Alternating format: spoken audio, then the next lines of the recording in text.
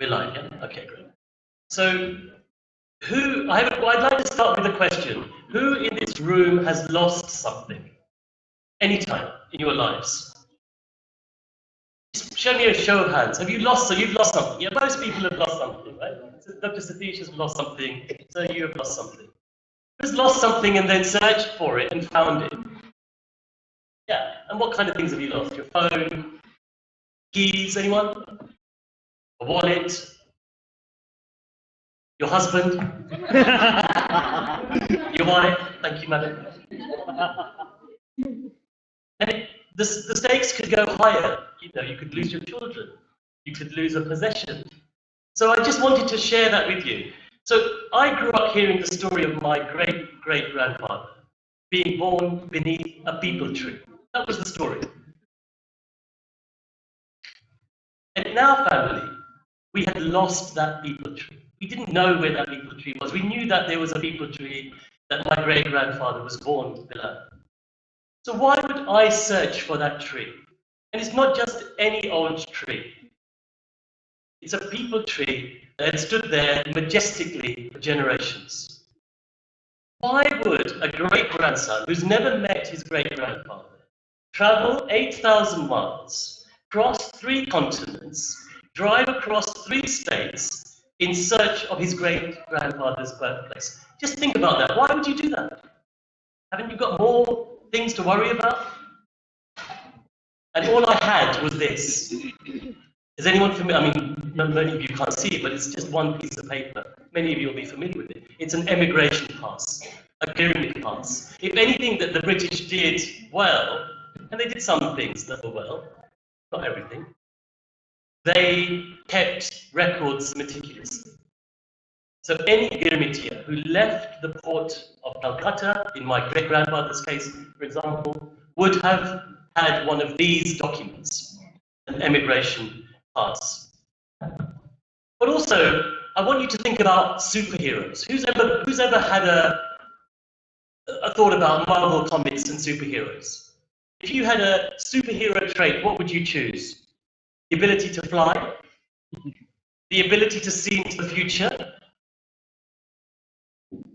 The ability to see into the past? So I just want you to think about this idea of a superhero.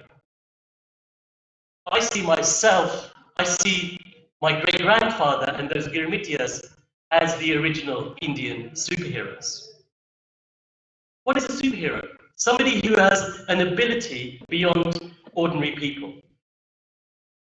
They conceal their identity in order to make the world a better place.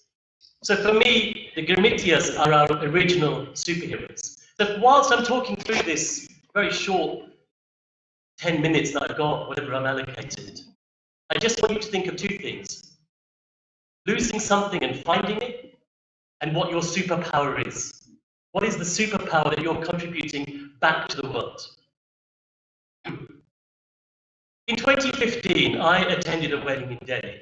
My father's family are Punjabis. They now live in Delhi. They're from partition family. I attended my cousin's wedding, and I had 3 days free. And I said to my wife, my children were back in London. I said, look, I've got 3 days free. Any ideas? She said, look, do what you like. You said, you've always thought about trying to discover your great-grandfather's village. Why don't you try that? She emailed me this emigration pass. And that's all I had. A piece of paper, my kolhapuri chappals, my kurta pajama, and a toothbrush. And I flew to Benares. I found a driver who was willing to listen to my story. Next morning, we drove for 8 hours. We went from village to village to village. And to cut a very long story short, a very fascinating and magical story short, we found the peepal tree. We found the tree where my great-grandfather was born. So my mother's family are from Fiji, Girmitiyas from Madhya Pradesh, and my father's family are Hindu Punjabis from now living in Delhi, but all over India. So I had a very strong relationship through my father with India. India wasn't a million miles away. India was just around the corner for us, growing up in London. So, distinguished guests, colleagues, and newfound friends, namaste, and thank you for this opportunity to engage with the University of Lucknow and with colleagues from around the world with a subject that is very close to both my professional and personal life. Firstly, my sincere thanks to Dr. Satish Rai. I've known Dr. Satish for 44 years. We first met when I was 10 years old. He taught me to play chess, he nurtured my curiosity with the world, and he has been both a friend, a mentor, and a colleague for over 4 decades. Satish is the reason why I'm here today. Thank you to the Centre of Indian Diaspora and Cultural Studies in association with the Department of English and Modern Languages, the University of Lucknow. And thank you, really thank you to Dr. Upadhyay for taking my WhatsApp calls in the middle of the night, for responding to my million questions straight away. Thank you for making our ground arrangements. And most importantly, thank you to your students, both past, present, and future. Because without you, we have no university. We are who we are by the teams we build around us. So my name is, as you can see, Ajay Chabra. I'm an actor and producer of creative and cultural projects across film, festivals, the museum and heritage sectors. I'm the proud son of a partition freedom fighter and the great-grandson of a Girmitiya. Nutcut means mischief, as many of you know. We're based in London with a global reach, led by myself and Simi Gupta. We are proud advocates of our Indian heritage, and with a childlike, playful sensibility, we attempt to win the hearts and minds of many. Because it's through play we learn, and it's through a nutcut, playful approach we develop instinctive, creative, and spontaneous skills for life. And our 4 values are being curious, constantly being curious, always partnering, always working with other people, being collaborative, always being relevant, and not holding on to the past too much, and just being the change that is the world in which we live in. Because if there's only one constant, it's change. And of course, being cultural and having those values. As the child of a partition survivor and freedom fighter, and as a great-grandson of an indentured labourer, I've grown up with the stories of my family's fight for freedom and for building a better future. We are the first generation in 200 years to stay in one place. Every generation since we came along has moved from village to town, from city to country, and from region to continent. Politics and policies motivated these moves from place to place. There was no time to rest. There was no time to play. And the global thread that has kept us connected has been our Indian culture, our faith, through dance, music, fashion, art, and food. And Nutcut has emerged to fulfill the cultural context of diaspora Indian communities across the world.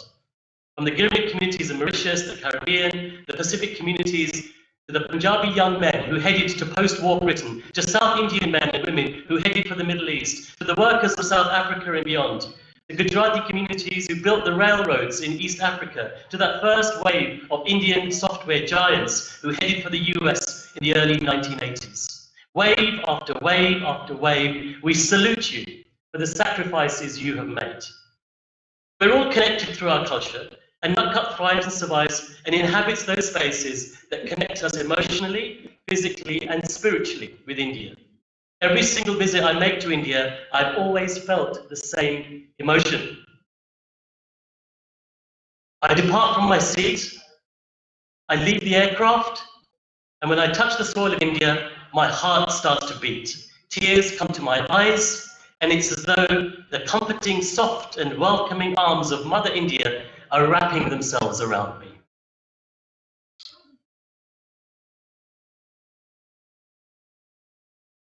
I'm here today to share with you a project we have created called the Girmit Experience. The Girmit Experience is a global and arts and technology project created to amplify the story of Indonesia to a new generation. Defining Moments is a body of work which I've been creating over 6 years. We've taken 3 key and significant moments in global Indian history that had a direct and profound impact on the movement of Indians across the world. We started in 2016 with Dr. Blighty on the left, marking the centenary of World War I and reflecting on the contribution made by over 1 million young Indian men who fought in Europe. These men have been forgotten in Europe and in the United Kingdom, and my mission was to change that. We achieved support, and as a result of the history, is now being taught in schools in the UK. These men have often been described as illiterate village recruits. We changed that language. We describe them as poet warriors from the lands of Hir Ranja, the lands of epic literature and poetry, and we told this story through the eyes of an 18-year-old soldier. And next, 2 years later, to mark the 70th anniversary of partition, we created a project called Never Set Eyes. It's a line taken, those of you English students may recognize it. W.H. Auden, in the 1960s, wrote a poem called Partition, and in it he said, "Never set eyes on the land." And if any of you have the time, please Google it and read that poem. Beautiful poem. And this was to mark the largest mass migration in history the world has ever seen. And we created this project through the eyes of an 8-year-old child, a child who overnight had to leave her city, her town, in a state of flux, and the stories that provokes and creates.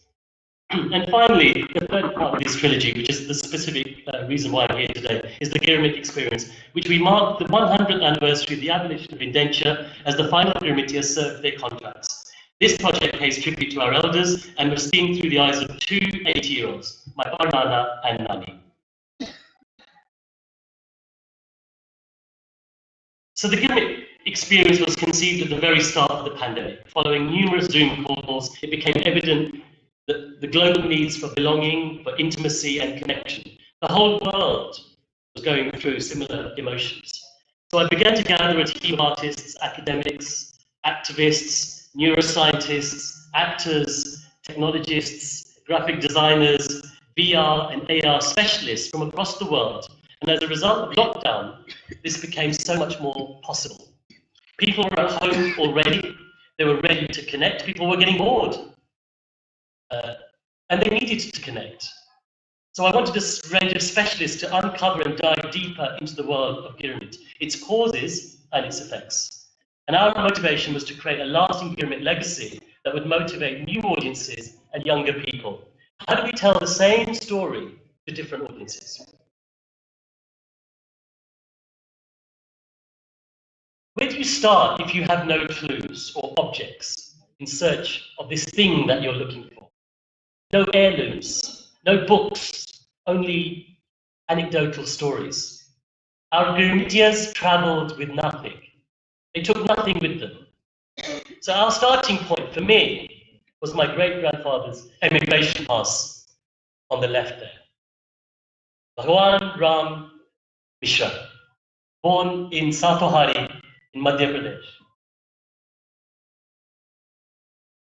He was registered on the 21st of June 1904. So on and so forth. See his details there. In 1995, I travelled to Fiji for my cousin's wedding, with traditions you would see in rural Bihar, Uttar Pradesh, or Madhya Pradesh to this day. Traditions of 150 years ago that were kept alive on this island in the middle of the Pacific. And on that trip, with my curious nut-cut sensibility, I searched and discovered his emigration pass in the Fiji archives. Known as Lali Maharaj, he dropped his Bhagwan name. Lali Maharaj is his nickname.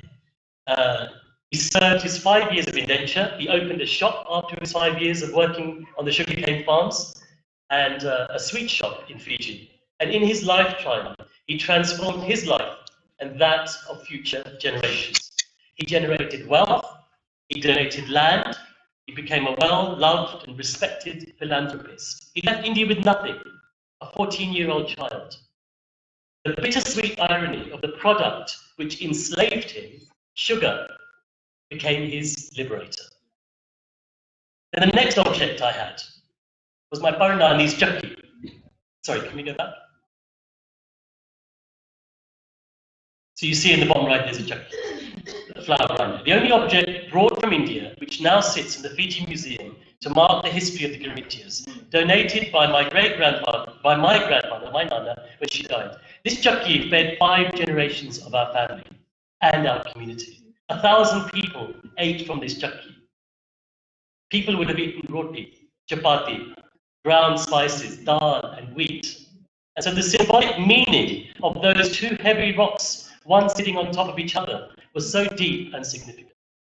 And finally, the ship, our third clue, our third symbol, which transported my great-grandfather, was called Ems, E-M-S, which is the name of a river in Germany. It was built in Glasgow in the 19th century and used to transport Indians to the Caribbean and then to Fiji.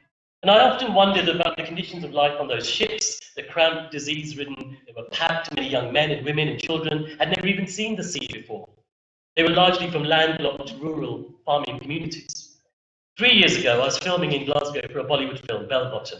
I discovered the hotel we were staying in was 20 minutes walk to the shipyards where the ship was built.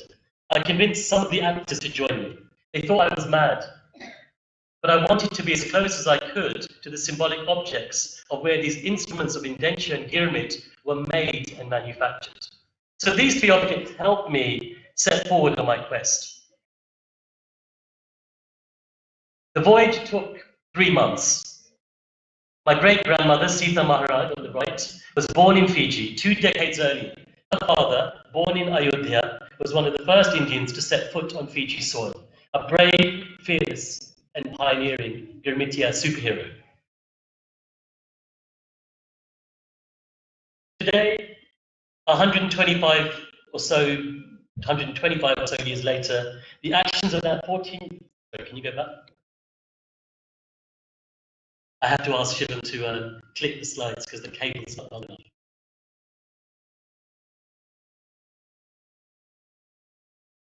So today, 125 years or so later, the actions of that 14-year-old boy has resulted in his family living all across the world. All of those different places you can see the star. Yeah. Next slide, please.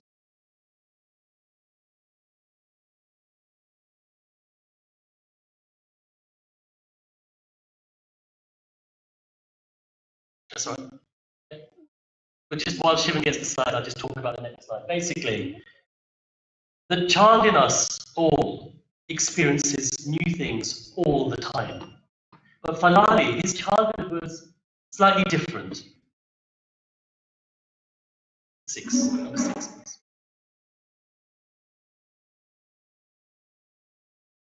So one of the vehicles for retelling this Girmit story was to create a graphic superhero novel.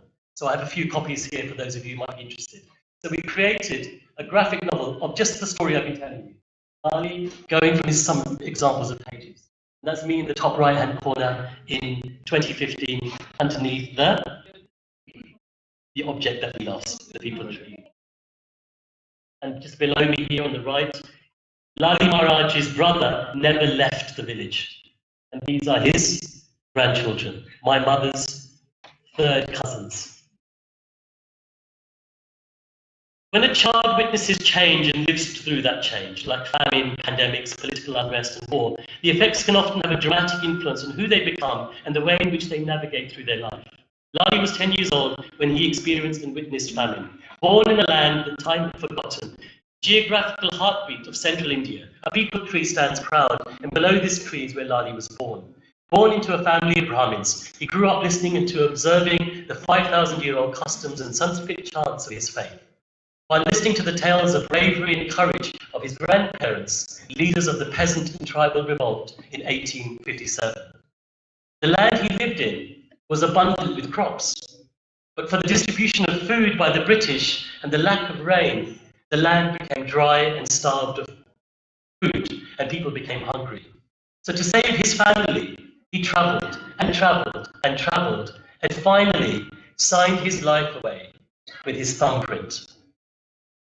Of course, I've mentioned it a few times now. In 2015, I had the privilege of returning back to his birthplace. I stood below the peepal tree where he was born, and I reconnected with my long-lost family.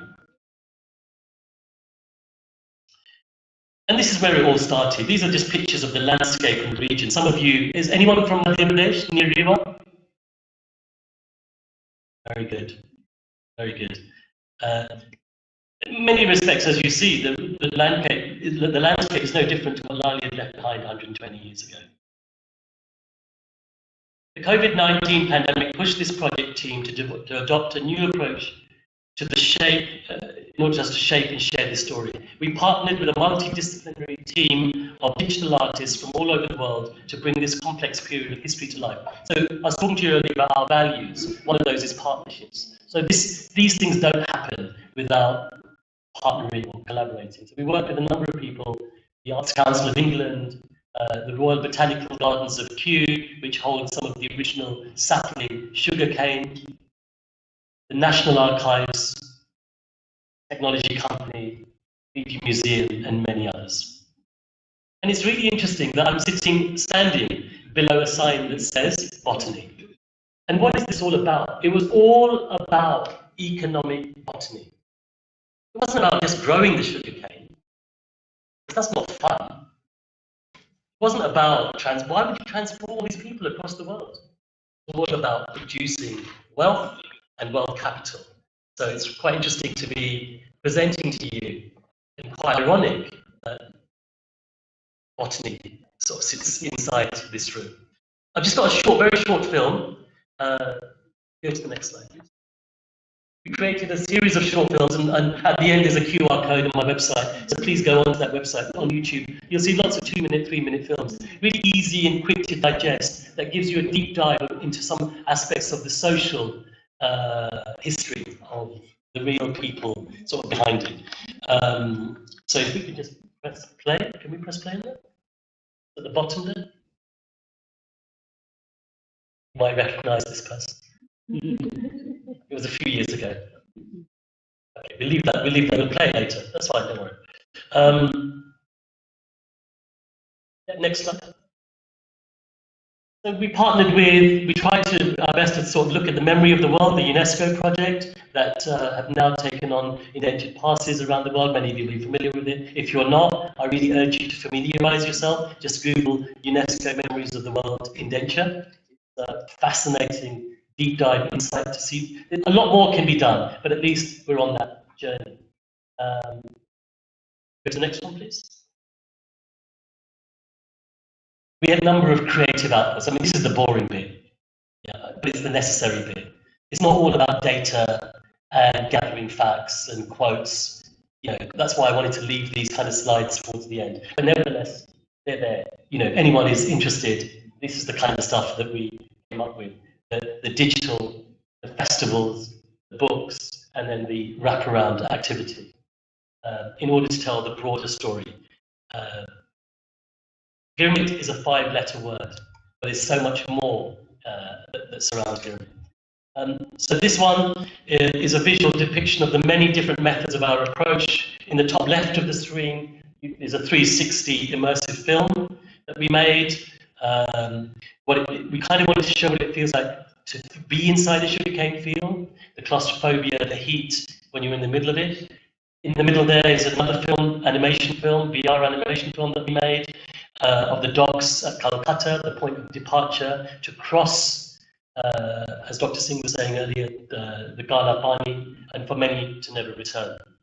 The bottom right, the creation of the graphic novel, you can see that. So during the course of the day, please come up to me.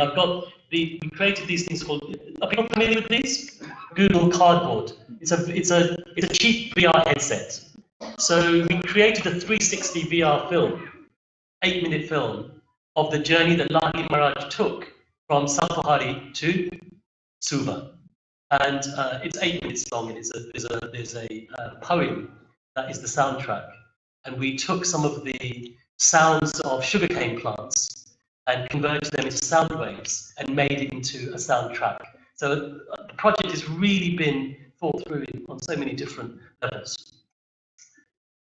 Next one, please. Again, this is necessary, but the boring stuff. This is the science. Yeah, this is the data.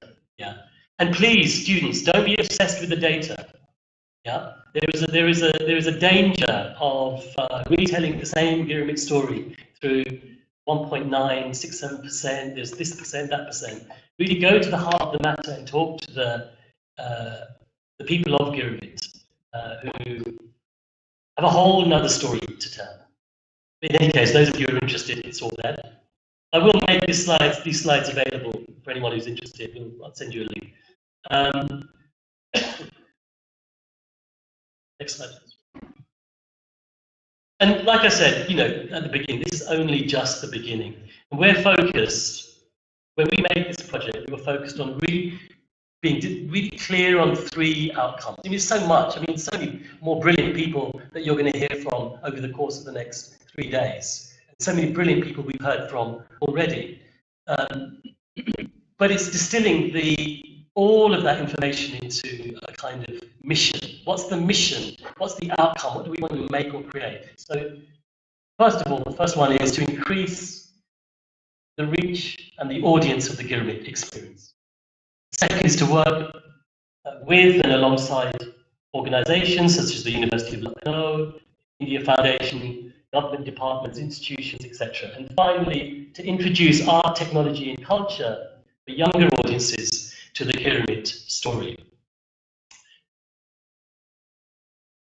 So, thank you so much for your time and patience. I'm almost coming to an end. The story of the Girmit experience and Lali Maharaj's story is a universal Girmit story. We all have a foundation story. We all come from somewhere that reminds us of our own humanity and of our own purpose. So, as I've said, please get in touch if there's any aspects of the project that have touched you, or if you'd like more information, or if you'd like to simply connect. Our Girmit door, will always be open. And let's not allow this time to pass, and let's grasp the moment and keep up the momentum. And with much of my work, I'd like to change the language and the perception. Our Girmitiyas were modern-day superheroes. They fought adversity. They created something from nothing, and they remained connected to their Janma Bhumi. And this matters. This gathering matters. Every meaningful element of human progress has only happened because humans have shared ideas with each other and then collaborated to make those ideas into a reality. From sending probes to the moon to building mighty monuments that will last 100 years, let's continue to keep the Girmitiya flame alive. And I urge all of you to come together to honor and amplify those people who came before us. We are who we are today, and we have been gathered because of them. The Girmitiyas and their ancestors have been forgotten for too long. It's now time to welcome them home. Language has power, so I call to change the language. They were our superheroes, our Girmit superheroes. Namaskar and Dhanyavad.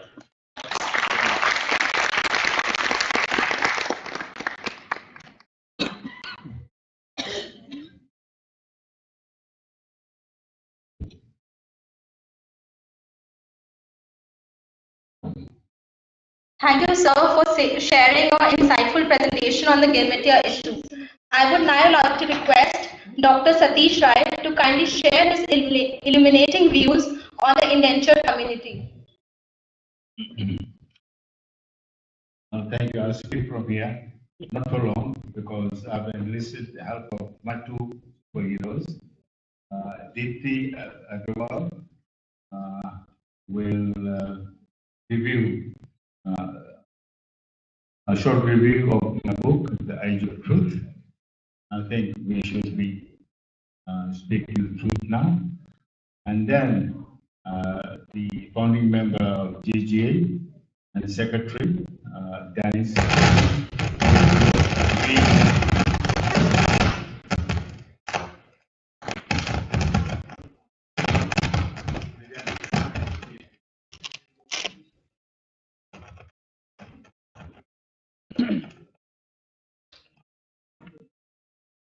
Hello.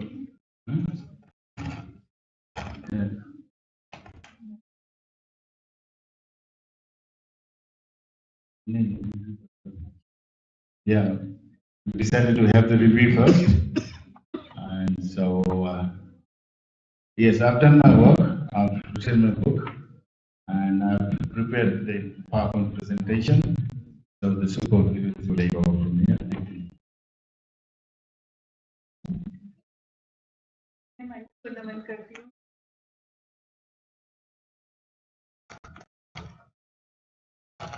Age of Truth.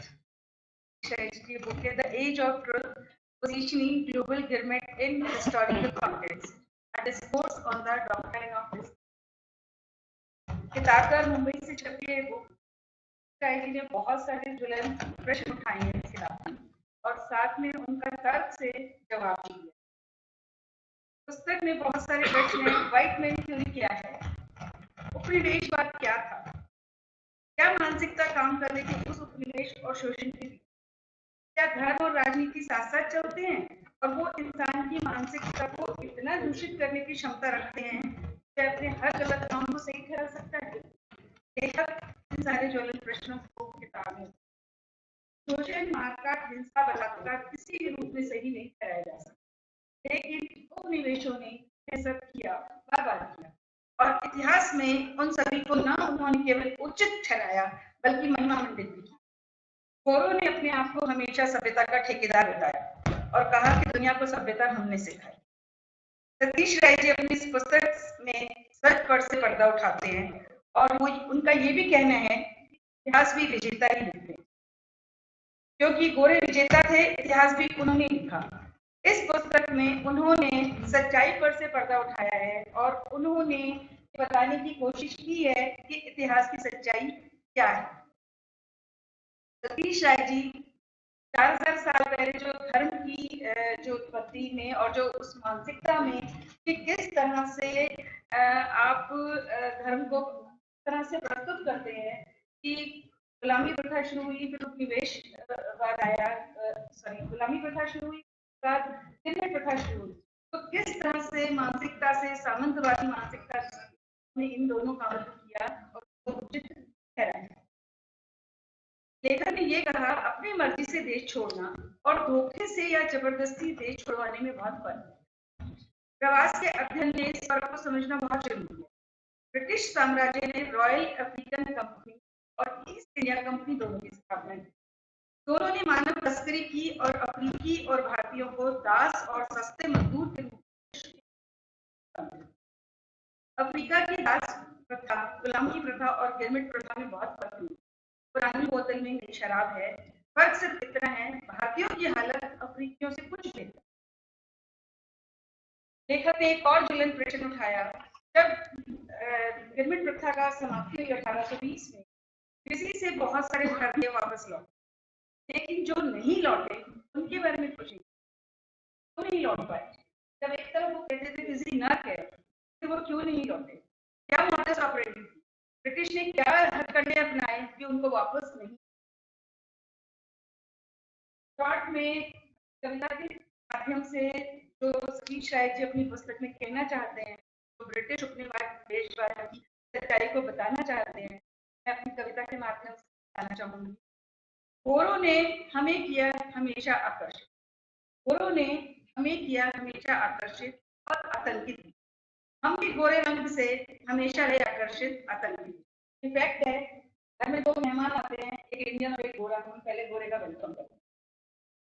अकूत समृद्ध विरासत के बाद भी वजह लगातार विदेशी आक्रमण, आत्मबल की कमी, हीन भावना की भरमार, परस्पर मतभेद, खुलापन, साथी। गोरों ने उठाया फायदा, कहा अपने आप को विशेष, ईश्वर के बाशिंदे, सभ्यता के ठेकेदार और बन बैठे मालिक, और हम बोला अपनी ही धरती पर, भले गिरमिटिये पराई धरती पर, जुल्म, मार, अपमान सब सहा। अब शिक्षा लाई आत्मबल और पैसा। आज जो सतीश राय जी ने जो ये पुस्तक लिखी है, शिक्षा में आत्मबल और पैसा लाई।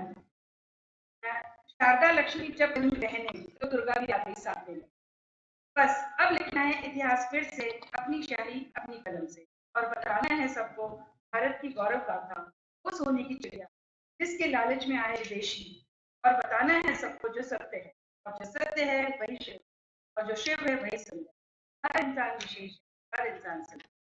सबसे अनुरोध है अपनी बेसिक सच्चाई को जानने के लिए, क्योंकि इतिहास जो गोरों के द्वारा लिखा गया, उन्होंने अपने आप को महिमा मंडित किया है। अपनी बेसिक सच्चाई को जानने के लिए पुस्तक को पढ़े, ताकि भविष्य में भारत फिर से किसी विदेशी ताकत के झांसे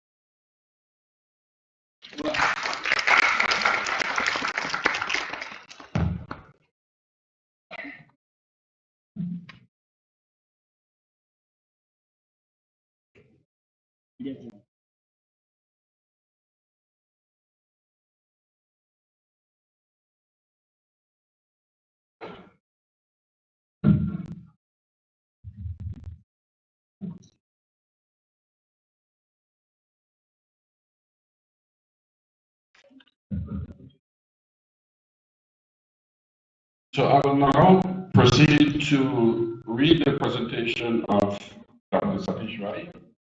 Dr. Satish, unfortunately, his voice lost his voice and cannot speak to the heights that he wished to emphasize the content of this profound research. So I'm happy to recite this presentation for him on his behalf.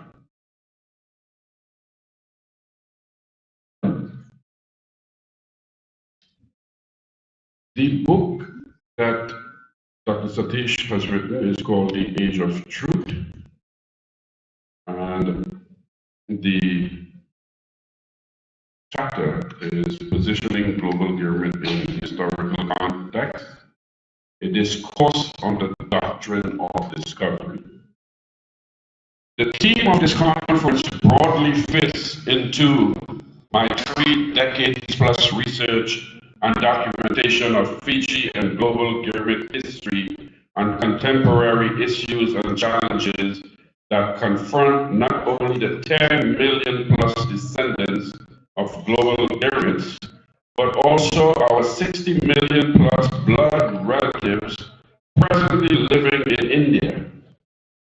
The theme also fits into my current book, The Age of Truth, Positioning Global Girmit in Historical Context, a discourse of the doctrine of discovery. During the long and continuous research and documentation of my global Girmit research in the form of articles, plays, films, television programs, and books, I was alarmed at the extent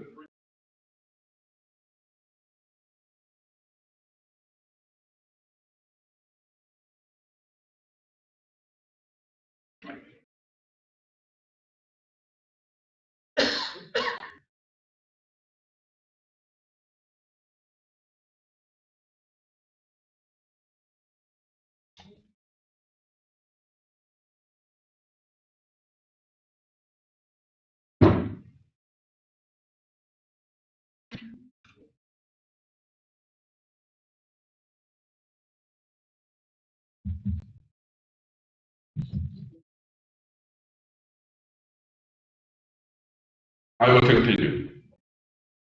During the long and continuous research and documentation of my global Girmit research in the form of articles, plays, films, television programs, and books, I was alarmed at the extent and frequency with which academics, authors, filmmakers, and politicians produced books, articles, films, and made political statements that were filled with false colonial narratives without applying much attention to logic, reason, or veracity of accuracy. I have articulated my thoughts in several articles and books that are available on my academia.edu site and Amazon Kindle bookstore, respectively.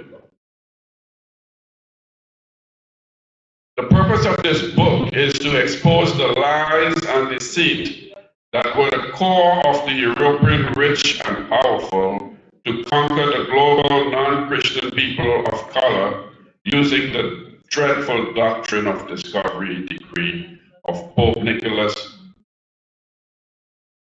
VI, written in 1493.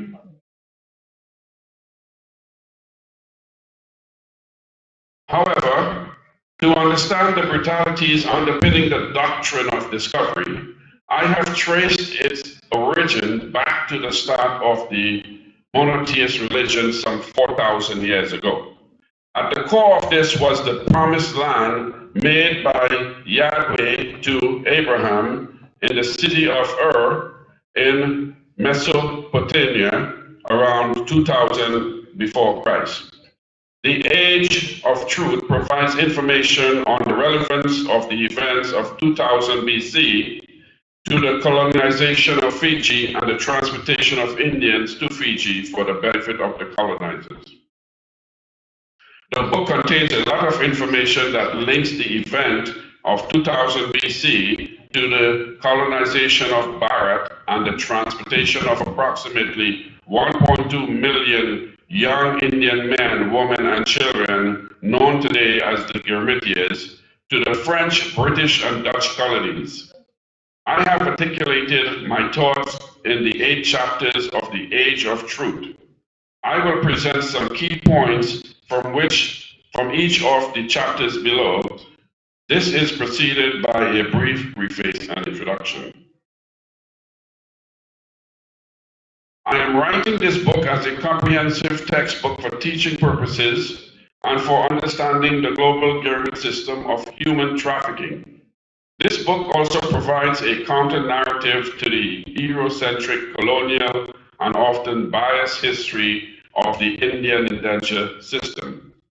This was primarily done to justify the inhumane labor recruitment, transportation, exploitation, and exile system. The majority of neo-colonial academics, writers, and commentators have continued with the colonial versions of history without ever challenging their motives or examining the veracity of their narratives. The colonial narratives of the Girmit and Girmitiya history are filled with misleading information and propaganda designed to benefit the colonialists. There was a time in history when the acquisition and imparting of knowledge through the prevailing education system was confined to a few in the community or nation.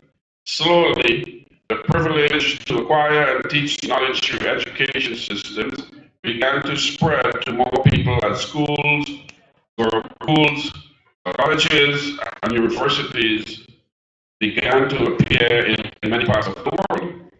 However, even until recently, many people across the world did not receive basic education, and higher education was confined mainly to the privileged class. In the book, I explain how digital media has empowered billions of people to acquire knowledge in their palms. This has enabled them to challenge the traditional custodian of knowledge vigorously. This, in turn, has heralded the Age of Truth, which slowly but surely demolished the pillars of historical lies and current misinformation. Until recently, history has taught us what the West wanted us to learn. Their history was designed to justify the colonialization and exploitation of people of color and their lands. This book explores how and why the West did what it did. It will also provide a counter-narrative to the millennials of the false narrative of the history of the West. It has been imposed on all of us that the Europeans, especially the Western Europeans, were the world's most civilized and enlightened peoples, that they did a great service to the rest of the world in their so-called civilizing missions going back to some 3,000 years. This became more frequent and pronounced since the Portuguese and the Spaniards invaded South America post-1492, and India after the arrival in Goa of Vasco da Gama in 1498. Nothing can be further from the truth. A brief history of the doctrine of discovery. The doctrine of discovery was used by European monarchies beginning in the mid-15th century as a means of legitimizing the colonialization of lands outside of Europe. It was issued in 1493, the year after Christopher Columbus arrived on the shores of what is now known as North America. The doctrine of discoveries continues to impact indigenous people throughout the world. The Papal Bull or decree was issued in 1493 by Pope Alexander VI. The Pope was the head of the Catholic Church, which was the largest Christian sect then and even today. The bull stated that any lands not inhabited by Christians was available to be discovered, claimed, and exploited by Christian rulers, and declared that the Catholic faith and the Christian religion be exalted and be everywhere increased and spread, that the health and soul be cared for, and that barbarous nations be overthrown and brought to the faith itself.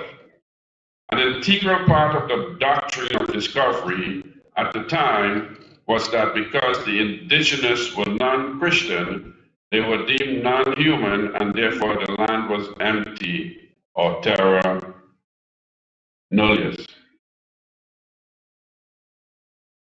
Satish, can you guide me?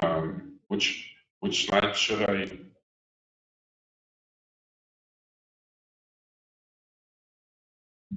We can go to the end. Yes. This one, right? This slide? This slide?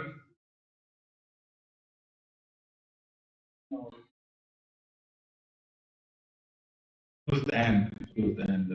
So I prepared 47 slides because I thought I had half an hour, but we don't have that much time.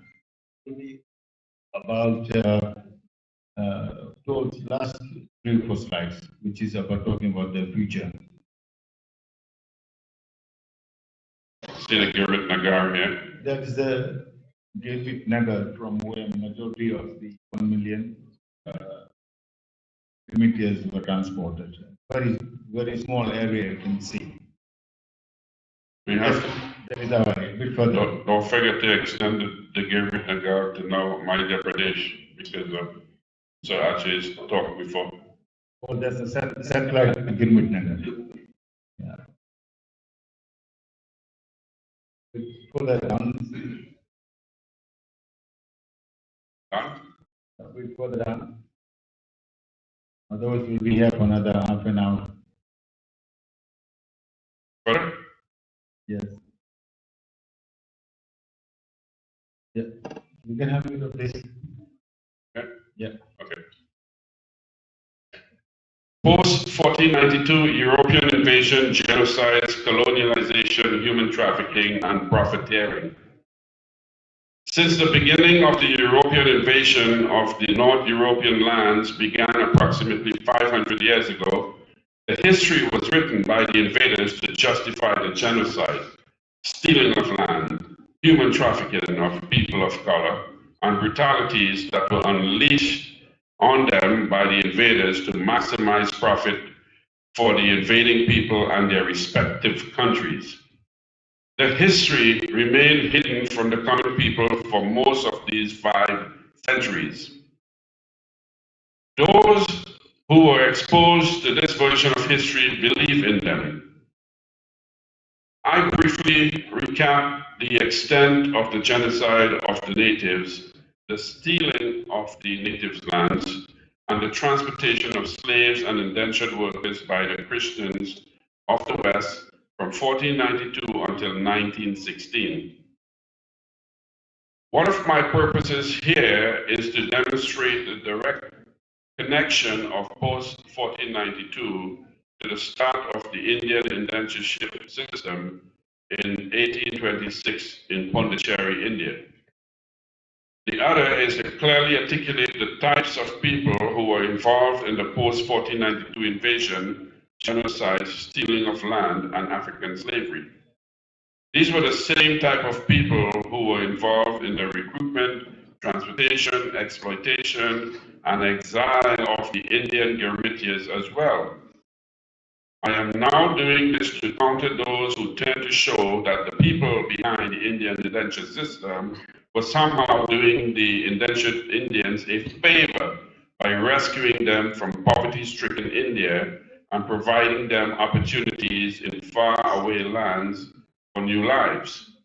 My counter-narrative is diametrically opposite to this prevalent narrative. Staggering 59.697 million square kilometers of land was stolen from the natives of the 5 countries by the European colonizers post-1492. This comprises of the following: South America, North America, Canada, Australia, New Zealand, and the above inhumane acts, the transportation of approximately 12.5 million Africans as slaves and approximately 3 million Indians as indentured and Kangani workers by the Western colonizers.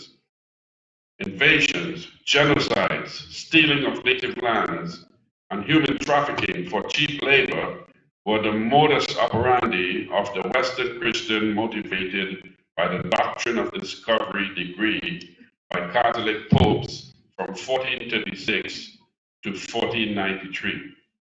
Despite the world's greatest and deadliest genocide, land stealing, and inhumane slave trading, it appears that the world does not want to talk about these issues.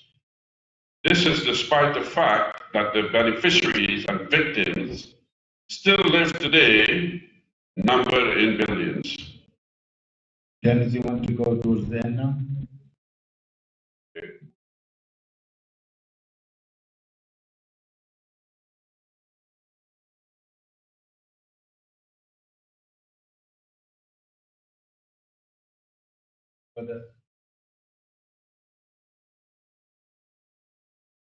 Further. Further. Oh, further. Yeah. I'm sorry.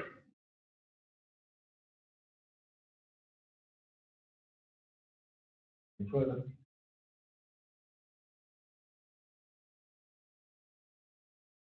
Want to read this? Okay. History has witnessed that in the majority of cases, the victorious invaders and colonizers have written history to suit their purposes. Destruction and dehumanization have been integral parts of the doctrine of discovery fueled agendas.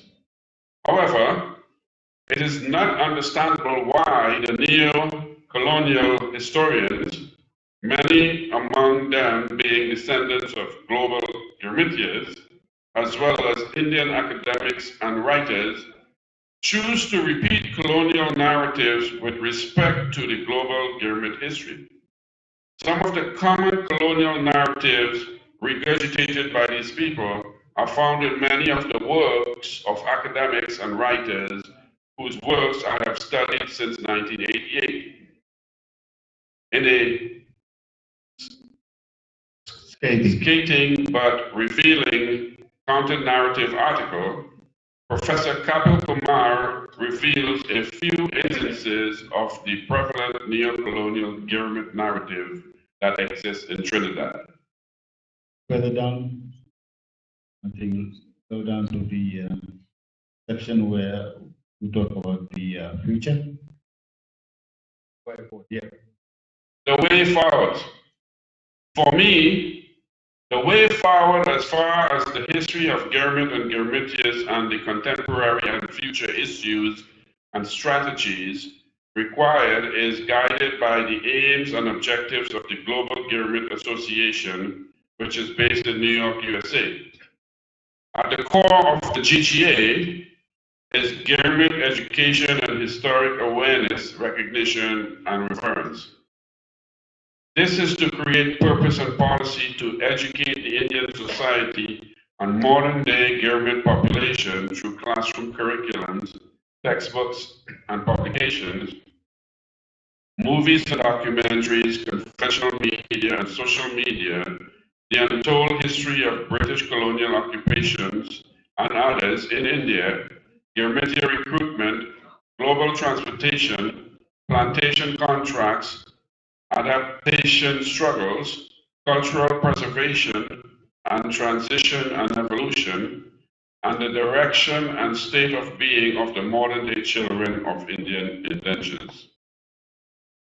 I have alluded to many of these issues in this and previous 4 out of 5 books, 20 plus articles, and 200 plus films and television programs. We believe that the above is absolutely necessary to seriously challenge the huge damage done by the contribution and brutalities faced by the Girmitiyas and their relatives in India because of the colonial and neo-colonial Girmit and Girmitiya narratives. These narratives included the dehumanization of India, Indians, and the Girmitiyas and their descendants. I have written my thoughts on this in my article, Transgenerational Trauma of Fiji Girmit and Their Descendants. The word untold used in this context means, through research and data processing, taking the narrative of history beyond that which is told or scripted. As demonstrated in Chapter 7 above, the research requires special skills and dedication to find the voices of the Girmitiyas and their descendants. I hope researchers in other former Girmit colonies in the diaspora and in India take my doctoral research as a template to determine why the Girmitiya remained in the former colonies, despite the fact that in all of these cases, a considerable percentage of Girmitiya had returned to their home in India. Until recently, nobody recognized that the descendants of the families of India, which Girmitiyas were recruited and transported to the colonies, constituted an integral part of the global Girmit community. I have stated that approximately 50 million relatives of the global Girmitiyas presently live in the relatively small area of East Uttar Pradesh and West Bihar. I have named this area Girmit Nagar. Several million more of the relatives from the Girmitiya in many Indian states were recruited and transported to the Girmit colonies. This is an intrinsic and indisputable relationship between the descendants of the global Girmitiyas and their millions of relatives presently living in India. At the core of the identity of all the descendants of the global Girmitiyas lies the 10,000 plus years of civilization that their Girmitiya ancestors were part of until they were taken away to the colonies. For more than a century, little effort was made to reunite the global Girmitiyas with their ancestral lands and relatives. This situation is slowly but surely changing now. With Bharat emerging as a global power again, the negativities associated with her are now quickly disappearing. There is a section of the global Girmit diaspora that has resources and opportunities to travel back to India to search for relatives. This process will benefit greatly when the state and the central government in India set up viable schemes to assist the global Girmitiyas to reconnect with their villages and relatives in India. Girmitiya's role, the collective colony significance, and global political importance to the Indian independence movement. Little effort is made to research and document the contributions of the 1.2 million Girmitiyas in developing the former Girmit colonies. Much has been written about the global movement to abolition of African slavery. The same is not true for the abolishment of the global Girmit. This needs to be rectified so the world learns how the Girmit was eventually abolished and the Girmitiyas were set free. The GGA aims to give the Indian population in India and overseas a true understanding of the significance of the global Girmitiyas, their struggles and triumphs, and how it relates to India today. Indians do not realize that all the Girmitiyas lived and died as Indians. Unfortunately, much negativity exists among the Indians about who the Girmitiyas were and their tremendous achievements under extreme harsh conditions thousands of miles away from their homes in India. The Indians do not realize that approximately 60 million relatives of the Girmitiyas presently live in India today. Economic empowerment of the global Girmitiya and its relatives is also a key aim of the GGA. Despite the frequently stated prosperities of the Girmitiyas, approximately 50% of the descendants of the Girmitiyas languish in poverty in the former colonies. Their relatives in India also live in areas known for poverty. Little research has been done to determine the relationship between the removal of some 1.2 million Girmitiyas and poverty in the area. GGA believes that we should move from history into positive economic action to empower disadvantaged communities globally and the Girmit ancestral village and present relatives inside the poverty-stricken India.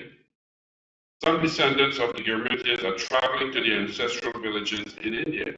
There is, therefore, scope to turn their enthusiasm into practical assistance in their village. We must reinforce the historical and economic relationships between wealth extraction by colonials and poverty existence in India and the colonies, and lobby corrective agreements and financial investment solutions on behalf of the Girmitiyas. Utsa Patnaik has done a great job for the whole of India in this regard. What remains to be done is how much damage to the economy was done when the 1.2 million young working Indians were removed from the Indian economy and transported to the colonies. The GGA knows that it is a huge task and it requires a lot of effort from many people in the diaspora as well as in India.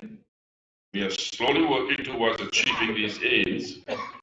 People are joining in and leading support. This is a good start. I end by saying that I believe that the history of the Indian contract Girmit system is often filled with Eurocentric and biased colonial narratives that carry misleading and propagandistic information intentions in favor of the colonialists.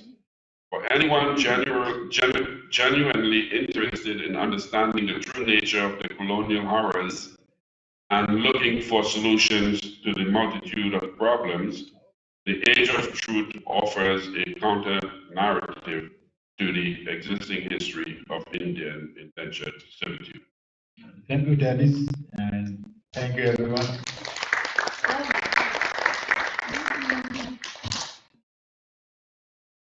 So, yes, also to Dipti to help me out, and my session, my two superheroes is now over.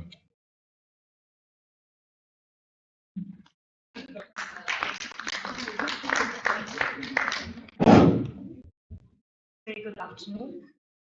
Some conclusion of another very enriching session. I would now like to invite Professor Anu Nial from the Department of English and Modern European Languages, University of Lucknow, and Professor Karnath Upadhyay Ji to please come up on stage and felicitate our guests with a token of our appreciation.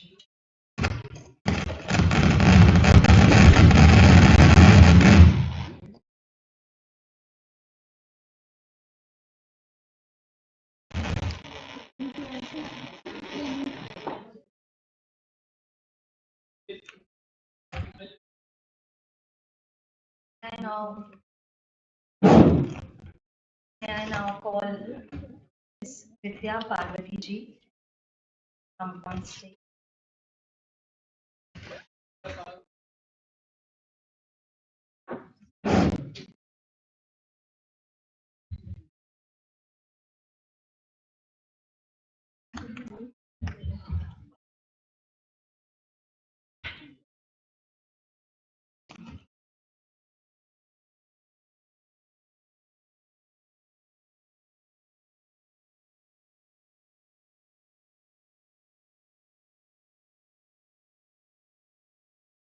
Miss Indrani Ram Prasad.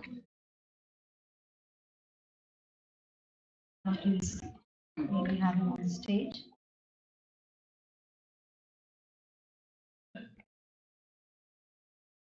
Mila ji.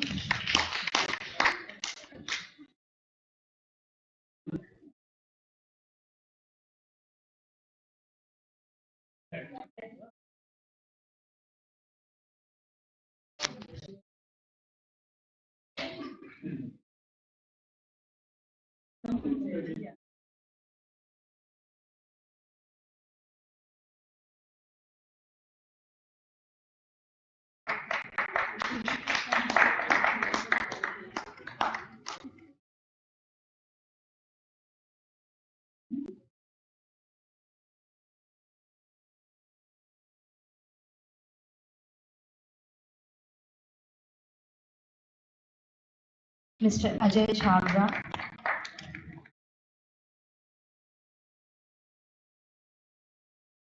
Mr. Ajay Chhabra. Ajay Chhabra. Mr. Krishnil. Yes.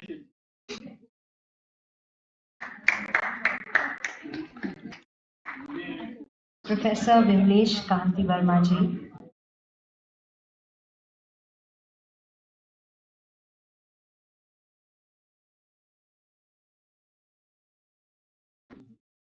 Dr. Sunanda Verma.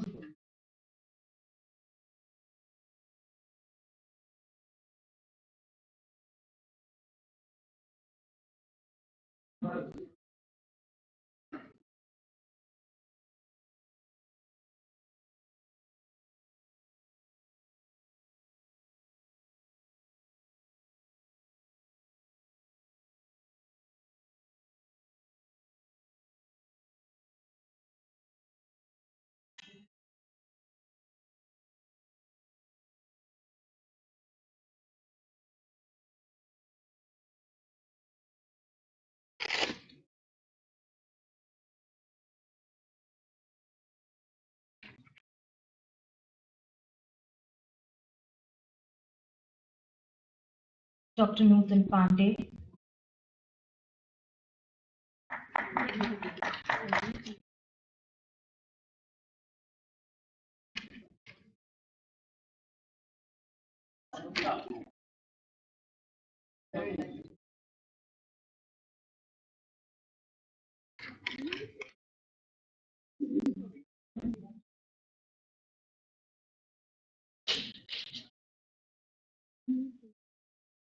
Ms. Deepti Agarwal.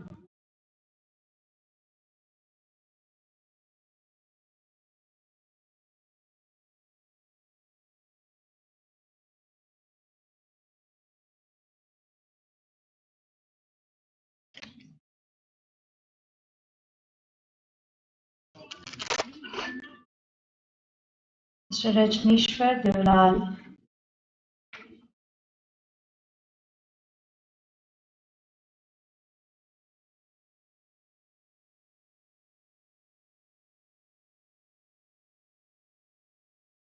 Mr. Dennis Ramdahan.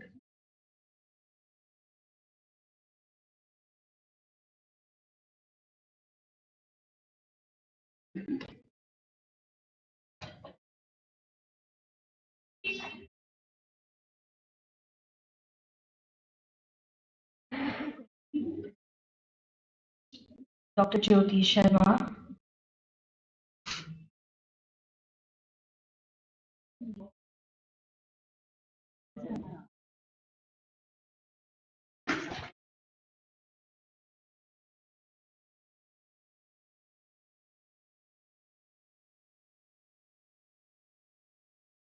Dr. Ajay Chaube.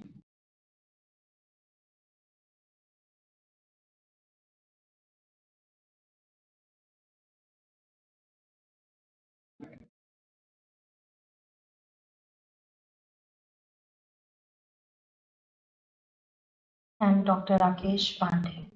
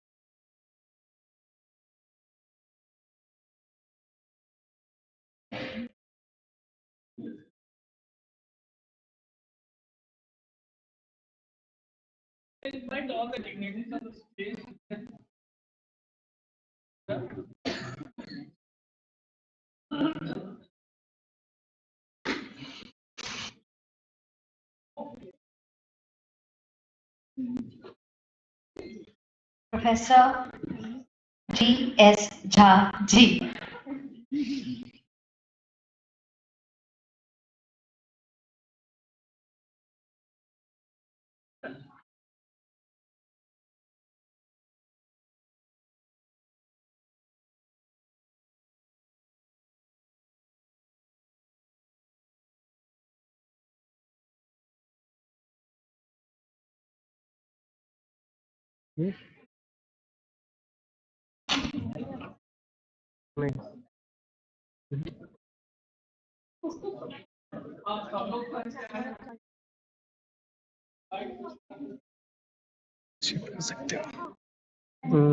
ठीक है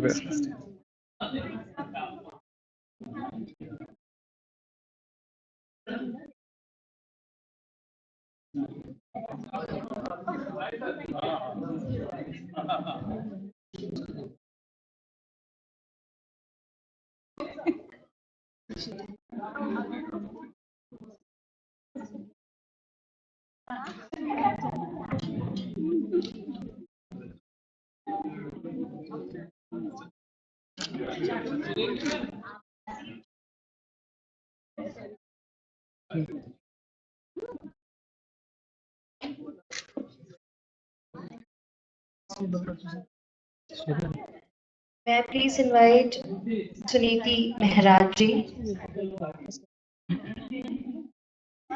to please come up on stage. show me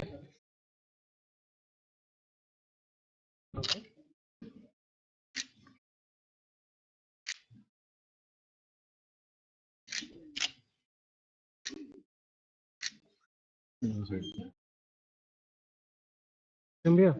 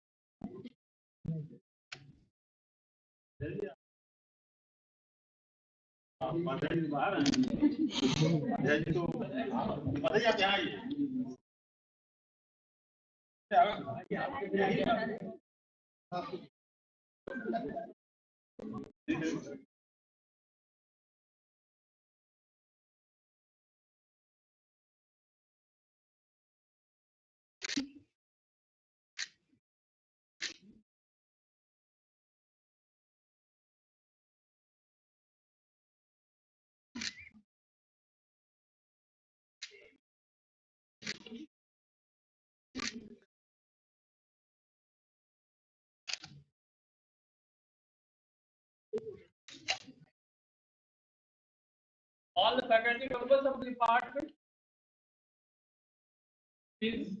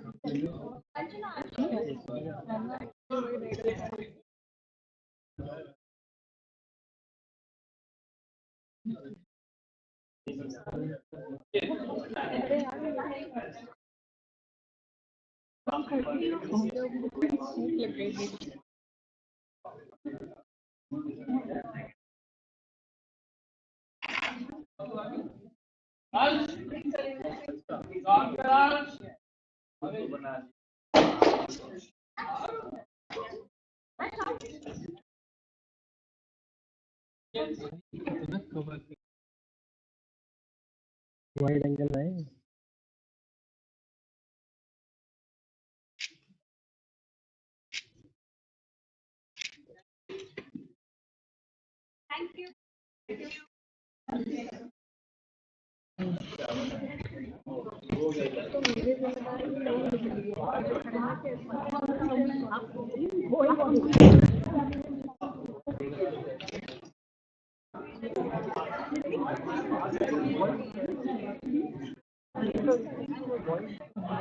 Thank you so much. चल. We will now proceed to the next plenary session.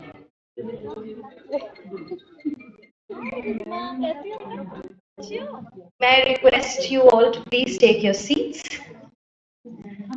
We have our plenary speaker for the session, Dr. Amit Mishra, and the session will be chaired by Dr. Satish Rai. May I request you, sir, to please stay. The session would be chaired by Professor G.S. Jha.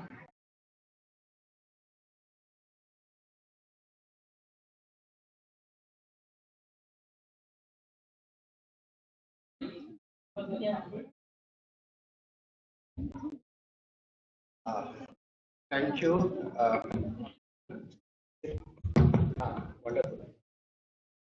Thank you, Professor Upadhyay, for having me here. Also, second time, sorry, it's not really. One was not enough, it seems like. So, just a couple of words about, Professor Upadhyay. Very keen, and enthusiastic. I mean, an amazing person, scholar, very, very interested in the diaspora studies, particularly the Girmitiya. Now, I remember long back, and when I say long back, it's 2010 actually, in Hyderabad. Professor Upadhyay was among the first ones actually which I heard. There is someone, there's an academic somewhere in UP, particularly in Eastern UP, who is so interested in, because it was very fashionable to study diaspora in North America. I was among the first ones to study this, particularly the Girmit one in JNU. But then, this kind of enthusiasm and interest back in Hyderabad was really, really, amazing. And I don't know where he found, but somehow he found me. And I was there, as a participant in that conference.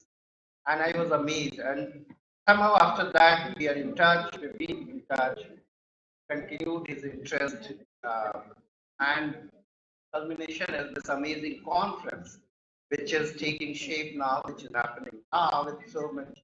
Also, what is very interesting here is that usually we are very comfortable and comforted in conferences which are very academic in nature. So you go, you know the pattern, you expect the questions, there's nothing unexpected. What I'm finding very interesting and rather sometimes intriguing here is that for my co-panelists, participants from all over, not just from all over the world, but from all over, like such a diverse and varied background. I met Mr. Chawla, who in the flight, and then amazing kind of multimedia interest work, poets, filmmakers, etc. So anyway,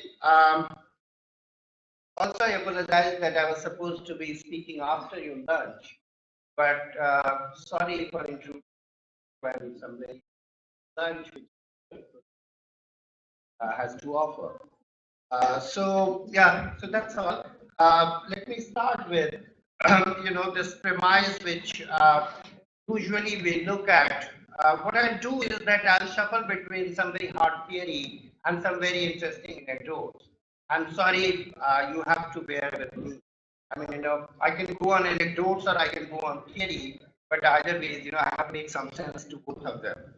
So, this idea called continuum, that there is a persistence logic which anthropologists always try to engage with, that how people continue with certain, and particularly it becomes very interesting and a challenging task when you are in a setting, you are in a context which has so much diversity.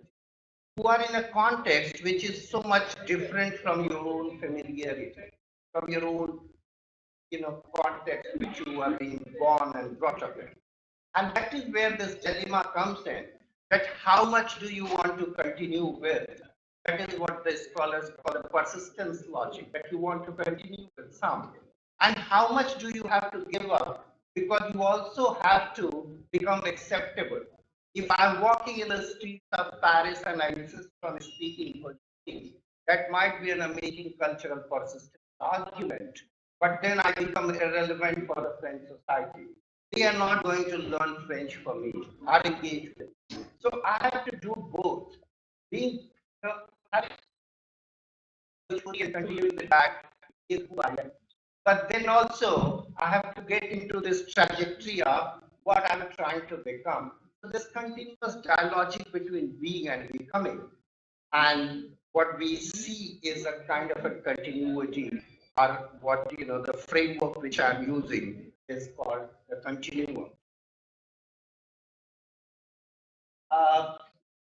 Two very pertinent quotes from where I want to start, basically as a starting point of my engagement. One is by the Nobel laureate Michael Saab. But I'm not really a great admirer, but we cannot overlook, some of his very, very, very interesting works. And where, in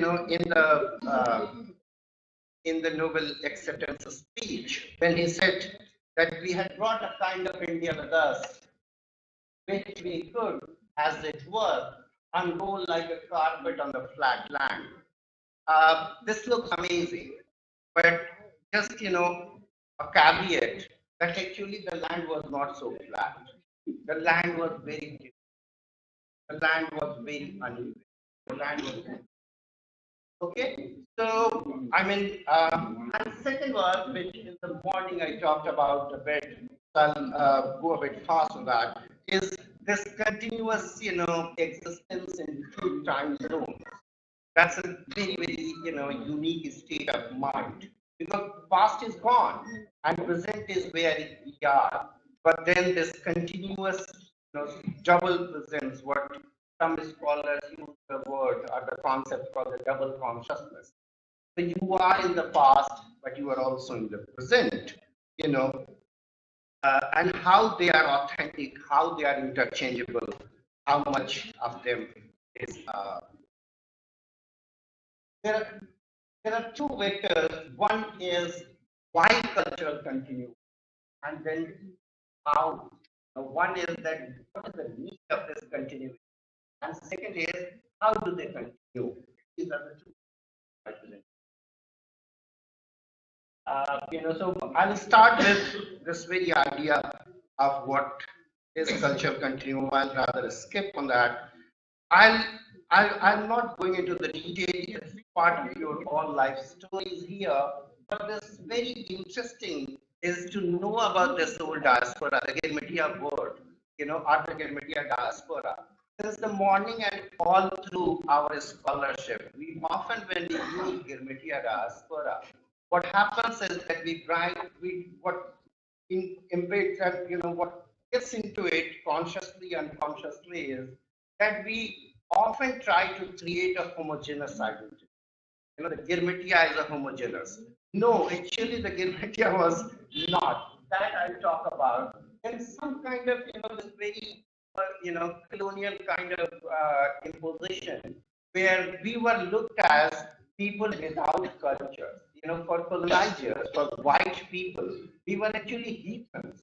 We were people without culture. I'm a historian, so I read all these documents in the archives where the British planters and the capitalists sitting in London when they were debating in the House of Commons about the Indians, they said, the usual narrative was that it's not very different from shipping cattle and animals. We can take them like them, you know. So, and actually we were shipped like that. We means I'm trying to conclude being part of your history as an outsider, I'm trying to reclaim some of it. So we were taken into the ships. The ships were not, by the way, passenger ships. They were a double cargo ships. So the indentured laborers were shipped on the decks and the below opened. And that's why there was so much mortality. Because they had to bear the sun, they had to bear the rain, they had the weather.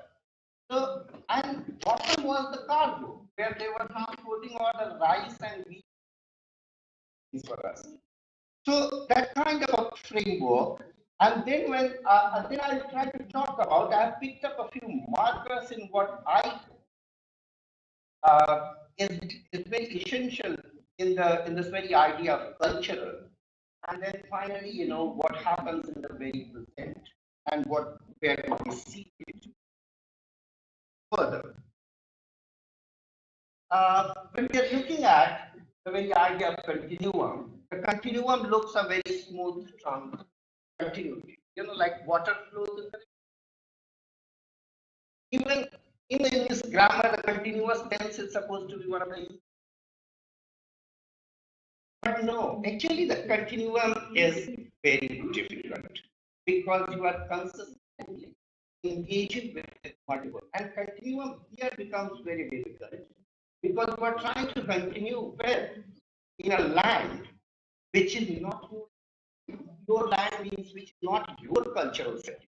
You are in Fiji, you are in an enclosed plantation, you are in Caribbean, which is very, very different from what you were in. You might be engaged in something which was familiar, like plantation, like agricultural tasks, but your overseer speaks a language which is very different. Your so there are many other things. So that's where this one homogeneous transplantation becomes a very, very important metaphor and a process, cultural process here. Seed, I mentioned in the morning about, nightfalls opening up the baggage. Like we all travel. And when we travel with our baggage. And we go to a hotel very neatly unpacked, hang our clothes, get into our stuff, and we get a sense of familiarity. In a hotel room somewhere in Seattle, but then unpacking and this, getting into my own brings a familiarity. But it's a familiarity which is just otherwise it's absolute unfamiliar land. So that is what they were trying to do by creating these imaginary homelands, fragments. The memory was not absolute memory. The memories can never be absolute in that sense. You cannot reclaim what you have lost.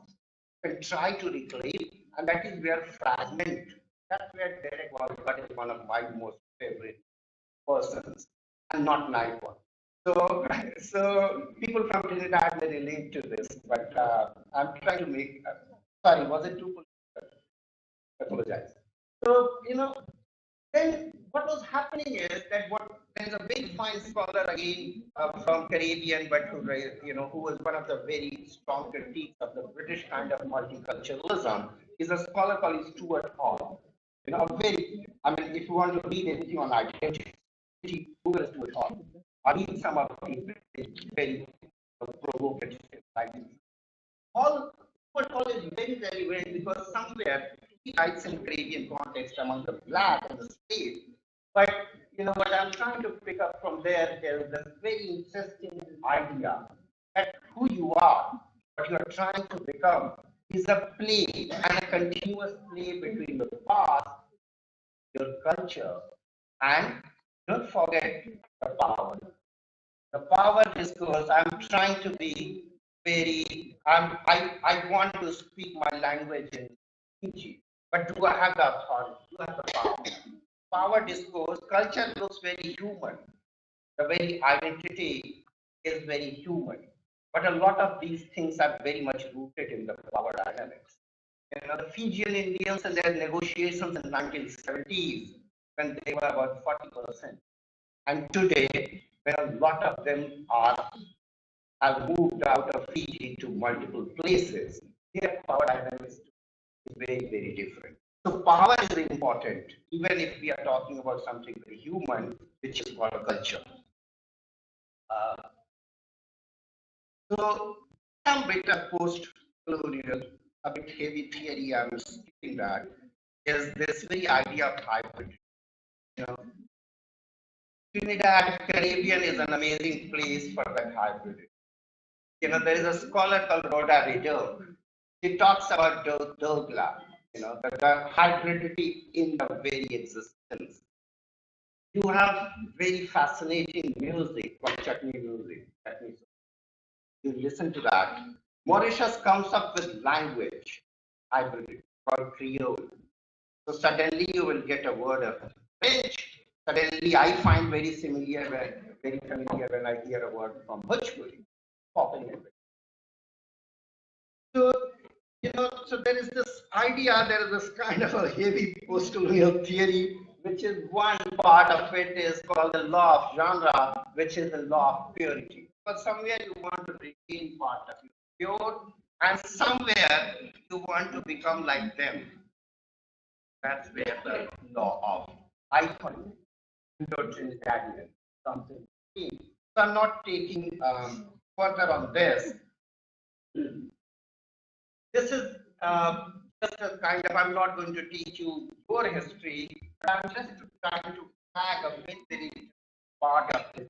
We're talking about diaspora. I would like to read it as plural. I will say Girmitiya because it's not one. The processes through which they moved in were one, but timeline was very different.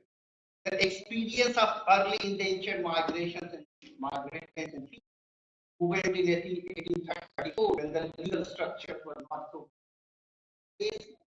There was a lot of difficulties up and downs and the experience of indentured laborers who went to Fiji in 1870 when everything was well in place. The experiences were qualitatively. The compositions were very different. You know, many places the South Indian Tamil migrants were in domination numerically. Fiji, there were rarely South Indian migration.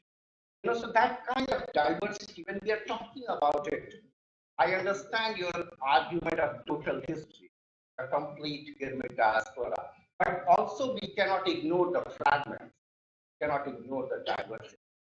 You know, so we have to look at many, and along with that, we also have to look at many others who are not in danger.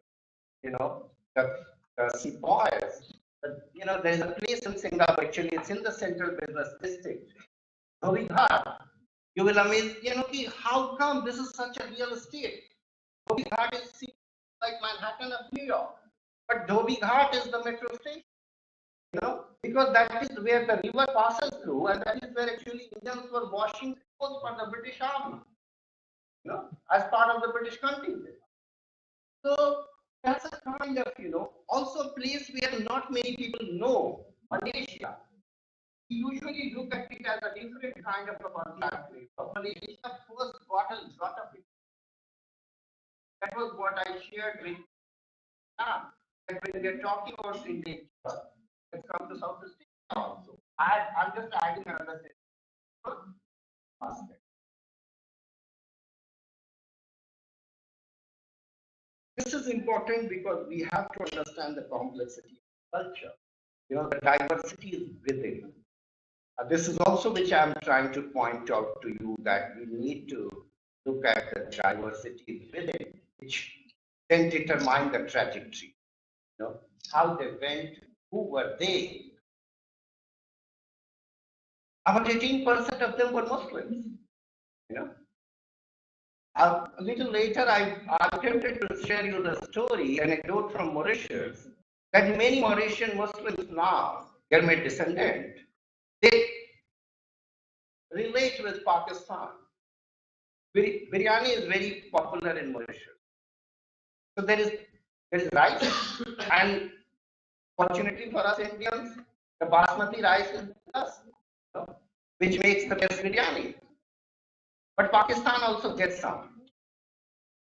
I go there for many years now, so I have some friends. Some Muslim friend buys the rice which comes from Pakistan and says that this is Indian, this is my own land. I said, did you go and check your immigration pass? The pass which was covered. And all of you have that of yours.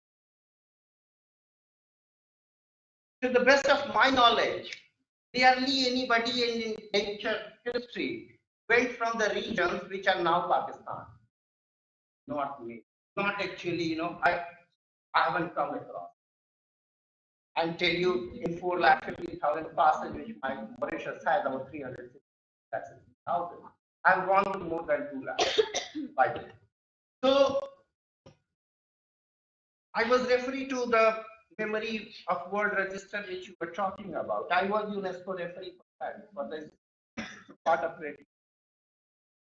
So I know the story, and but they continue and they link with Pakistan. So that's a very intriguing story. We have to talk about, when we are talking about diaspora, we cannot ignore the thing called nation. Nation may be very hegemonic. Nation may be in today's time is a villain in the post-colonial theory, but nation is there. If there is no nation, no diaspora. So, but anyway,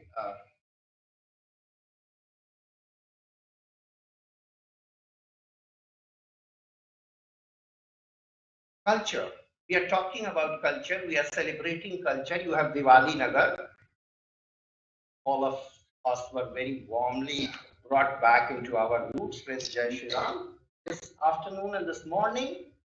But when we were going as indentured laborer, by the way, for a lot of people, we had no culture. There was not much difference what I was just between us and the Indians.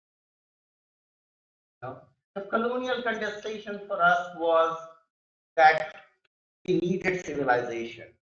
British came to India not for the barbaric exploitation, but what they said, the colonial secretary Princep, when he was defending in nature migration in London, he said migration is one of the few openings for these barbaric people.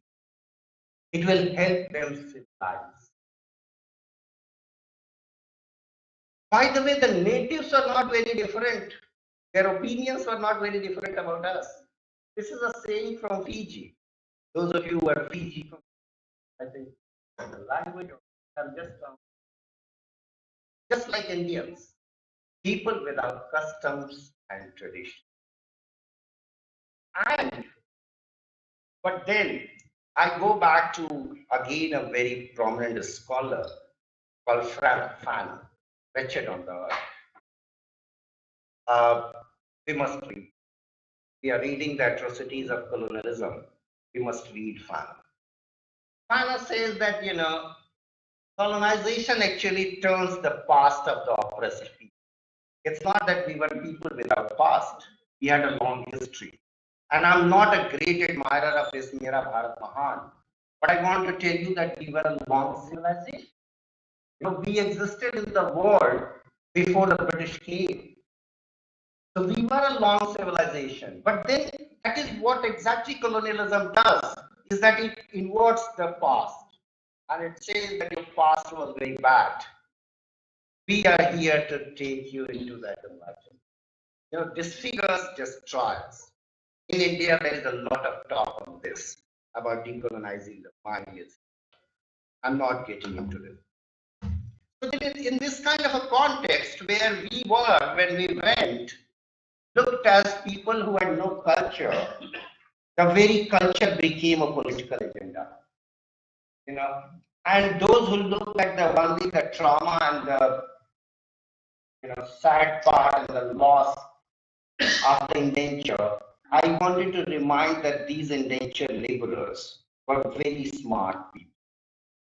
They were not formally educated, but definitely they were smart. And they knew what, many of them, most of them knew what they are going to. That's why they survived.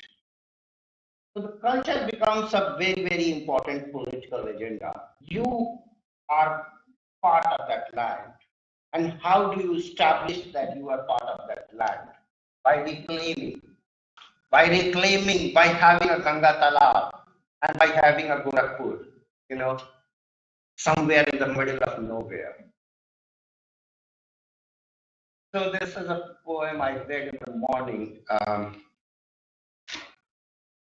This is one of my most favorite quotes from Milan Kundera, where he says the struggle of man against power is the struggle of memory against forgetting. So you want to remember who you are so that you don't disappear in this past. History is very important, but many a times history can be very cruel. Go and ask the slaves how cruel the history was. Go and ask your ancestors how cruel the history was. And then in that kind of a struggle, they remembered. And that's why they survived.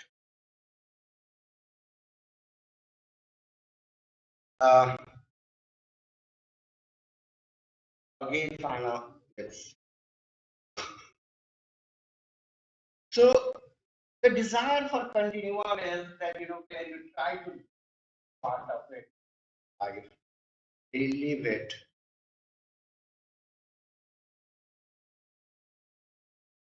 I was so dismissive of colonialism, but colonialism actually helped us with the continuum.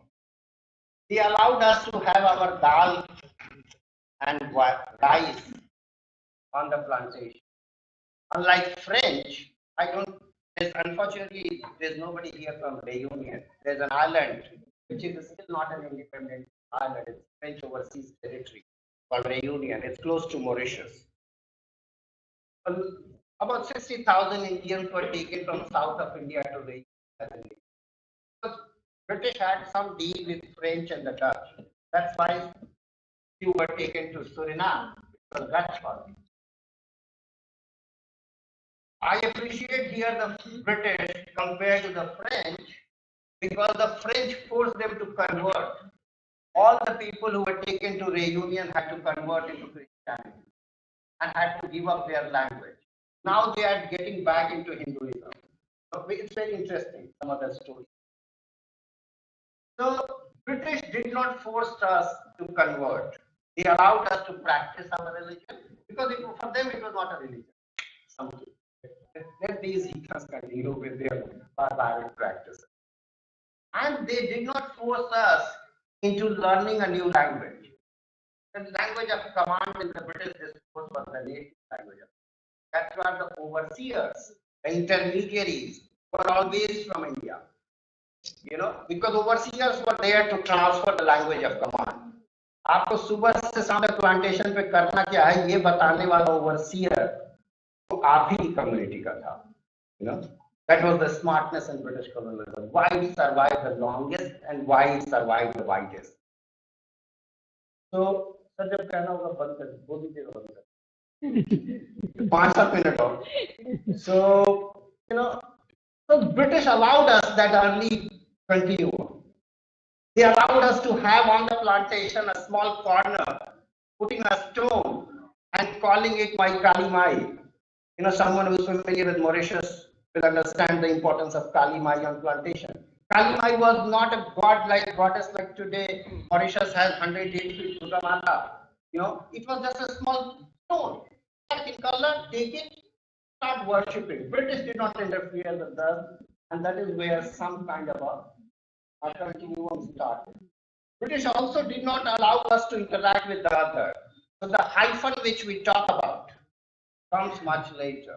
In the British time, the hyphen was not there. Actually, later this policy posed a lot of problem for us because we could not engage with the other. We were not familiar with the other. In Trinidad, Indians didn't know that there is another community altogether. Then this is very present, where motherland is so much in continuum now. We have an amazing institution called ICCR, Indian Council for Cultural Relation. We are sending yoga teachers. We are sending secretaries in our embassies. Two of our colleagues are here who served as Hindi secretaries in two very interesting locations of Indian diaspora, Trinidad and Mauritius. Yoga teachers, priests, officially we send priests, pandits to these countries. What? In very sophisticated language of international relations, this is called soft diplomacy. Soft diplomacy works on something called the cultural currency. When we needed Mauritius in 1970s, not many people are familiar with that story. We went to Mauritius. Mrs. Gandhi was a bit insecure with American presence in Indian Ocean. United States has its fleet next to Mauritius called Garcia. And we were very worried about. So we went to Mauritius and we started what is called the very early stages of soft diplomacy. We said that we will establish something called MGI, Mahatma Gandhi Institute. Allow us to put our navy next to it. Since then, there is part of Indian Navy which is always there. So Mauritius is Chota Bharat. Culturally, we are very close to them. They are my brothers and sisters. But also because Mauritius geopolitically is very important for India. So mind you, a lot of culture comes with a very heavy baggage called cost, opportunity, soft diplomacy. Next. The first part of religion is cultural continuum is religion. Next. There are negotiations within religion.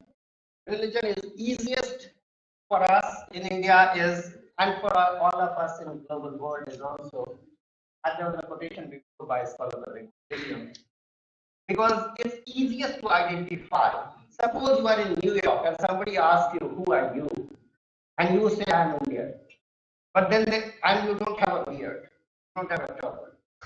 Then somebody else comes who has a beard, and that ignorant American wife asks, who are you? That person also says, I'm Indian. And then there is a turban guy who comes, and again the question, who are you? And he says Indian. Then the white, ignorant American possibly will go and jump into Atlantic. He's some person down. That's where religion comes important. Political identities are often very difficult to identify culturally. So you are Sikh and you are Muslim and you are Hindu, and it makes it much easier. I know we are in a world which is called secular world, but then religion helps us locate ourselves. It's like pin on a Google map. Okay, please. This is from Mauritius. And when we are talking about religion, religion is very elaborate and it's very structured. You need some institutions. So you have temples all over the world. You need some intermediaries. So you have priests. And you have organizations like Arya Samaj and Sanatana Dharma and Jamaat Islam. Holi, Diwali in Mauritius, Shivratri is the biggest festival for Hindus. By the way, Mauritius is very intriguing. There are Tamils who are Hindus, but they don't call themselves Hindus. Kavadi is a Tamil festival.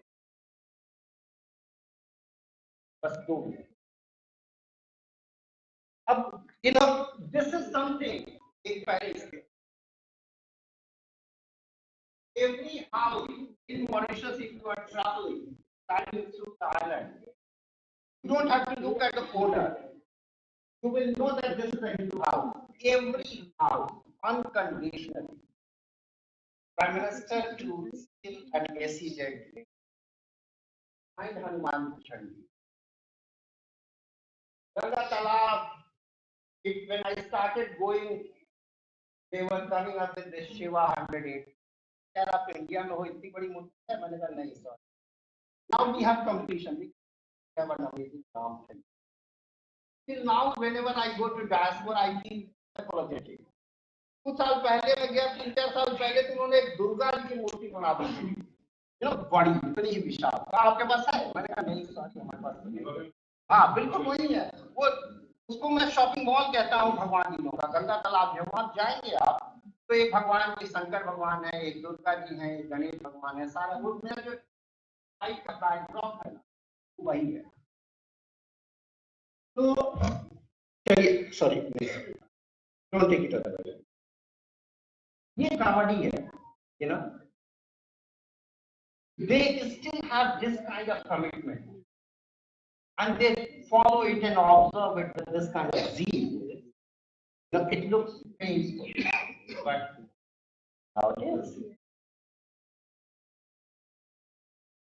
Caste. I think I should leave it, but it's very complicated. A lot of you deny that there is no caste in it. Unfortunately, my ethnography and my field work says otherwise. I still see a lot of caste being observed to the extent, and I don't have many Mauritian friends, I can say this, otherwise I always risk that they still put the candidates in the election based on their caste, like we do in India. No? This electorate में ये caste है. They have claimed a thing called VASH. I don't know what VASH is. Okay. So far in Mauritius, from 1968 till now, every prime minister comes from this caste. In between an revelation, one called Barashi. We had difficult time. So when we get the chance, we can equally be what you call chauvinistic. All the time, when we talk about diaspora, we criticize the others for being exclusive, discriminatory, etc. Give a chance, we are not much, we are not far behind. We compete in that. Language is the third one. It looks amazing. What I'm trying to do here is I'm trying to problematize some of it. You know, from that very holistic narrative that wow, so nice. I was walking in Amsterdam and I heard 3 in Bhojpuri romantic. I'm trying to problematize. Their Sarnamis, they speak Bhojpuri Sarnami. I'm trying to problematize this. I have a next one, please. Language is a huge power discourse. State promotion, which language the state promote? Tamil, Bhojpuri, Telugu, Marathi. That's where in the beginning I was setting the background that diversity is a Girmitiya is very important. But they didn't go from one zone. They went from Maharashtra. They went from Satara. They went from Rewa. They went from Calcutta. They went from Chotanagpur. They went from Madras. President. All that is different cultural baggage. I'll give you one example beyond this very holistic and romantic idea of language and how languages are very important in the politics. In 1998, Mauritius currency for rupees like India, and we follow the same. If you see the Indian currency, the denomination is written in multiple languages. If you have an Indian rupee, you can see that. Das rupiah in very Indian language. Mauritius follows the same. They have 3 languages: English, Tamil, and Hindi. They are written in that order. And Mauritius is a small country, so they publish their banknotes in English. They don't have the facilities. In 1998, what the government said was a mistake. But what Tamil says was the politics is that the existing order was that first it was written in English, then in Tamil, and then in Hindi. The new currency note, which was released in 1998, had English, then Hindi, and the Tamil. The Tamil Indians in Mauritius, the same Girmitiya diaspora, went on rampage. They said, you want to downgrade our language. You are putting us below Hindi now. Yeah, it's just on a currency note. That's all right. Mauritian government had to withdraw the currency notes. You know, the cost for a small country like Mauritius, the cost of withdrawing the bank notes was $2 billion US. So when I hear Bhojpuri in the streets of Mauritius, I feel very much at home. I get into that nostalgia. It makes me very happy. But when my ethnography brings this, another story, the story of power and struggle. This is the story of hegemony. Next. So we have legendary Sarita ji from Mauritius. These are manuals about how to speak Bhojpuri. Her organization called Bhojpuri Union. Somewhere in Singapore, a small place.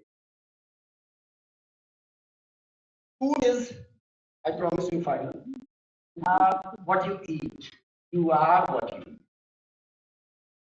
So, in Mauritius, it's very good for me. I'm vegetarian without any value attached.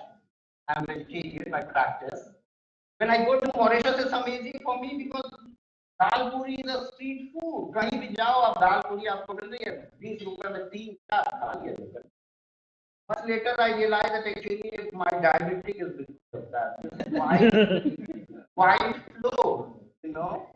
And I spent years in Mauritius and then I thought diabetic. I thought पता नहीं क्या है, but थोड़ा ही है, कुछ और नहीं है. South Africa में वो there is a lot of hybridity. In Trinidad you have roti. South Africa has ravi chawal. They have that Indian curry in the bread. Both in the bun. That's again becomes a food. Please. Mauritius में ऐसे दाल पूरी like वो छोटा सा bike होता है पीछे ठेका लगाया उन्होंने.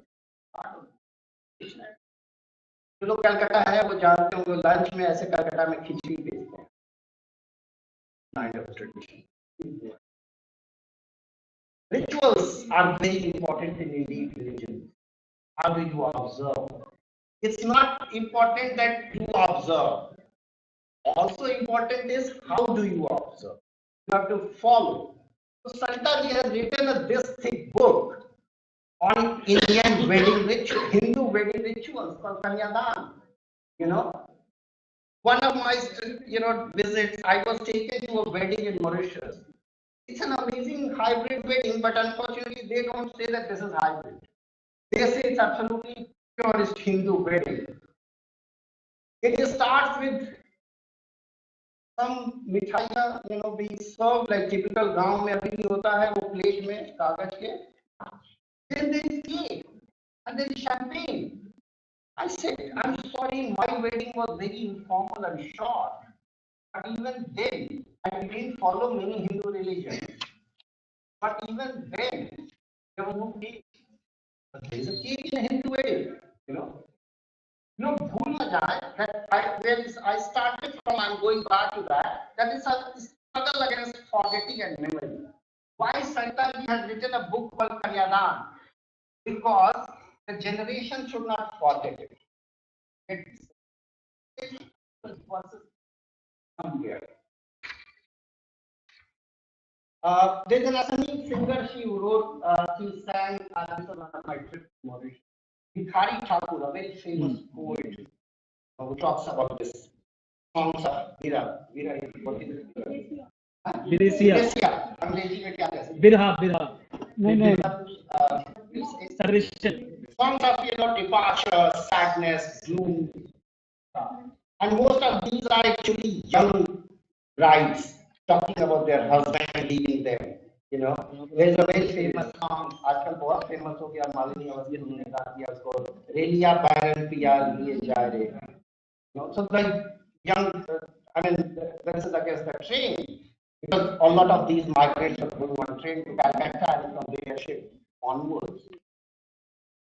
So she cannot criticize her circumstances. She cannot criticize her husband. She is criticizing the medium that is portrayed. So anyway, Asami is saying so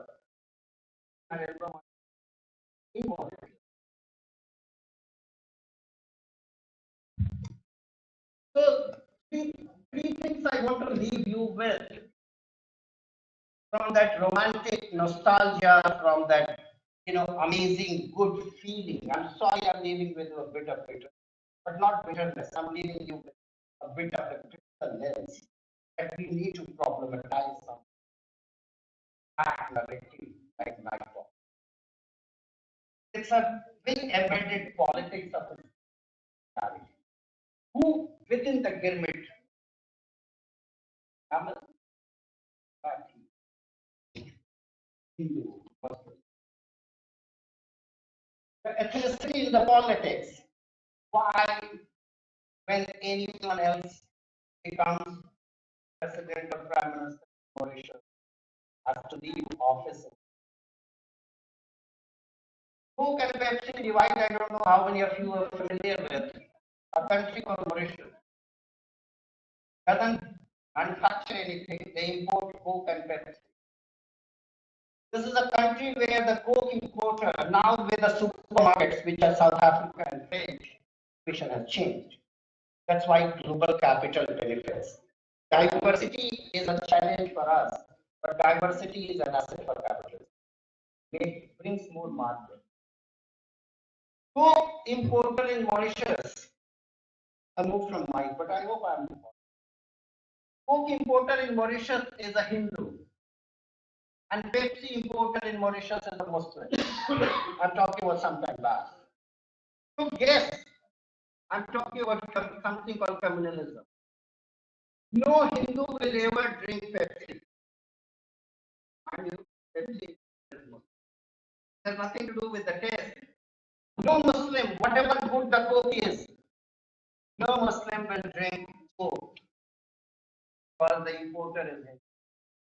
Where are we talking about one Girmit? Answer my question. I'm for one Girmit. Same with Pepsi, sorry, Toyota Nissan. Sorry. That's all. So this is all about from where it is started as default. We had no choice, but in order to have our space, we needed to continue on. Now deliberate. I want to speak because it's part of my powers. I want to continue with my Shivratri. So that is how I leave the land with. I think that's all. Okay.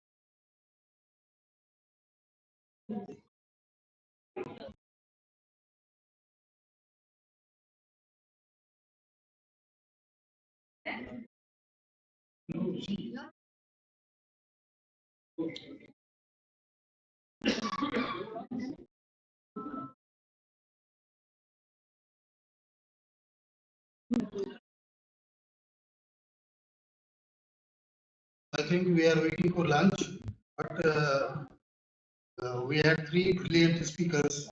Let me sum up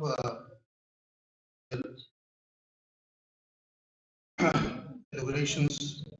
The first speaker that we had is Dr. Ajay Chhabra, an actor, multidisciplinary outdoor arts specialist, came all the way from London. It was very interesting that when he started with the word that whether we have lost something or not.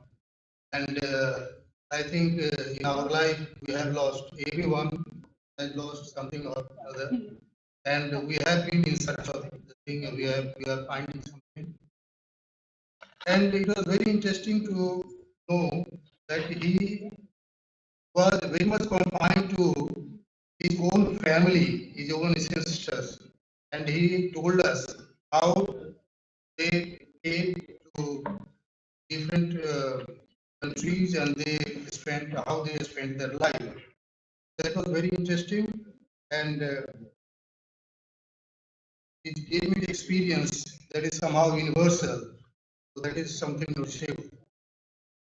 Our second speaker was Dr. Satish Raj, and that was concentrated on his book, The Age of Truth.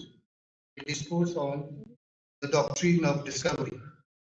Now, this is a very exhaustive book, and I think it is very useful book. And it talks of Whiteman's theory. It talks of the relationship between religion and politics. It talks of how the truth can be discovered, and particularly his sixth chapter of the book that I could notice: the European invasions, genocides, and colonization, human trafficking, and profiteering. This this is the most important chapter in his book, and we must read his book. Now, the third speaker that we had, Dr. Amit Misra, he is talking of cultural continuum, a new theory you can say, and here talks of old Indian diaspora also, Girmitiya diaspora, homogenic identity, and this cultural continuum has been explained by him in terms of religion, in terms of caste, in terms of language, in terms of food, in terms of rituals and festivals. And he was very elaborate while explaining all these things. I thank all my speakers and all these.